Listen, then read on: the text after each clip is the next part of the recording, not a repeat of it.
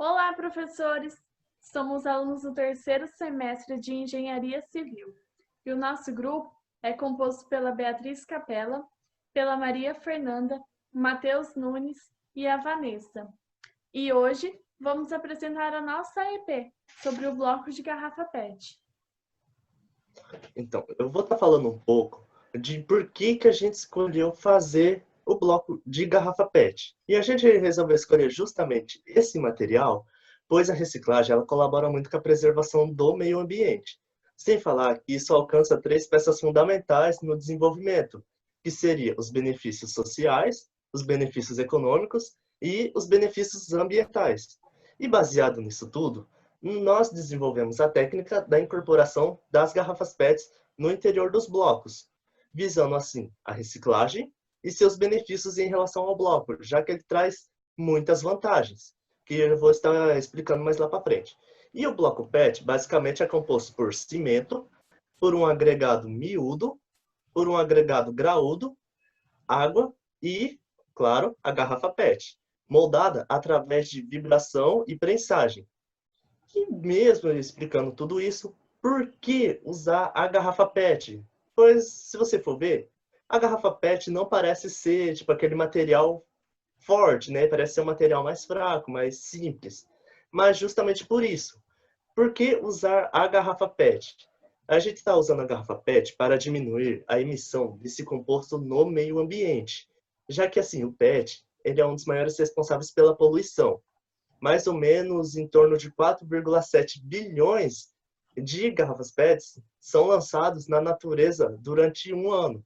E isso é muito prejudicial, já que o tempo de decomposição da garrafa PET demora mais ou menos em torno de 400 anos. E é bastante tempo, se você for olhar para ver.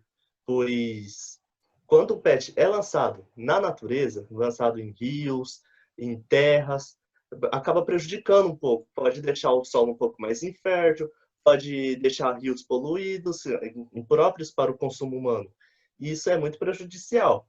E usando esses componentes da garrafa PET, ele ajuda muito, porque ele é um material alternativo, pois você nunca parou para pensar, nossa, vou misturar a garrafa PET no bloco para fazer uma casa. Isso nunca foi esperado fazer isso. E muitas empresas de construção estão fazendo justamente isso para preservar o meio ambiente e também porque um bloco de garrafa PET, ele ajuda muito, ele deixa um bloco melhor do que os blocos normais e os tijolos, pois ele contém uma capacidade isolante bem melhor e bem maior. E além do isolante térmico, ele deixa obras mais leves e mais baratas e também é sustentável, já que assim não agrediria tanto a natureza usando os blocos de garrafa PET. Estaria até ajudando. O nosso bloco, ele possui uma forma retangular com duas aberturas que são vazadas, fornecendo o encaixe para os blocos subsequentes. Então, as dimensões dele são 12,5 centímetros de largura, 6,25 centímetros de altura, 25 centímetros de comprimento.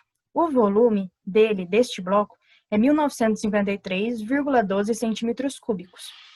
Como vocês podem ver pelo desenho que fizemos no AutoCAD, nós utilizamos as cores para diferenciar os traços do nosso bloco. Então, a cor magenta representa um traço mais forte, no caso, uma lapiseira 09. Já a cor vermelha é um traço fino, geralmente a lapiseira usada é a 05. E a linha tracejada representa um detalhe não visível, que são as duas aberturas fornecendo o encaixe do nosso bloco, que seria na lapiseira 03. Então, em uma parede de 1 metro por 1 metro, seriam necessários 64 tijolos, formado por 4 blocos de comprimento na base e altura de 15 fileiras.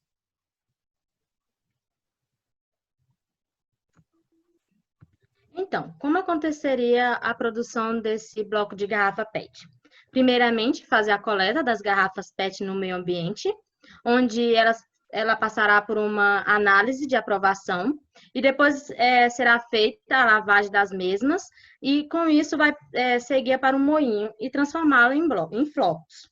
Então, esses flocos são colocados em um recipiente onde será misturado com outras matérias-primas, como o cimento e o pó de pedra.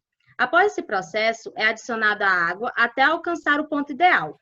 Então, essa mistura vai para a vibroprensa e para acelerar o tempo de cura é necessária a câmara a vapor. Em seguida, foi feito um fluxograma para a montagem da parede.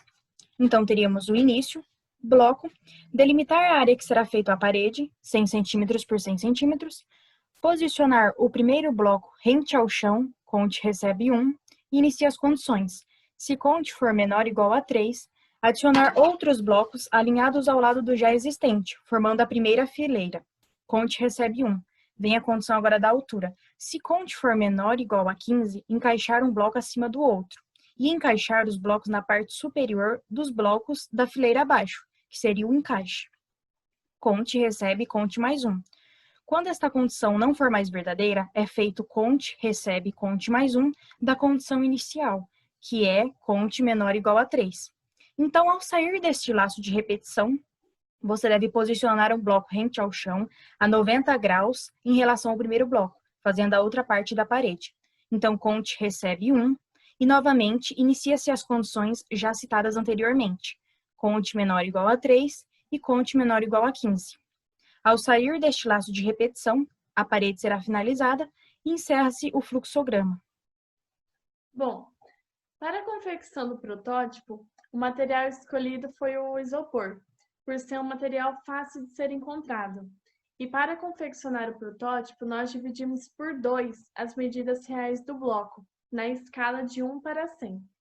E para realizar o corte, nós utilizamos uma máquina, que é própria para o corte do isopor.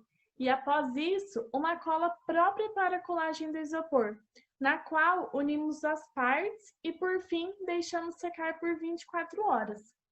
E aqui está o nosso protótipo. Ele tem a altura de 9 centímetros, comprimento de 12 centímetros, a largura de 6 centímetros, a espessura das paredes é de 1,5 centímetros e os septos, eles são de 3 centímetros por 3 centímetros. Então, a área bruta do nosso protótipo ficou em 72 centímetros quadrados. A massa seca ficou com 9 gramas e a massa úmida, depois de 24 horas imergidos em água, ficou com 14 gramas.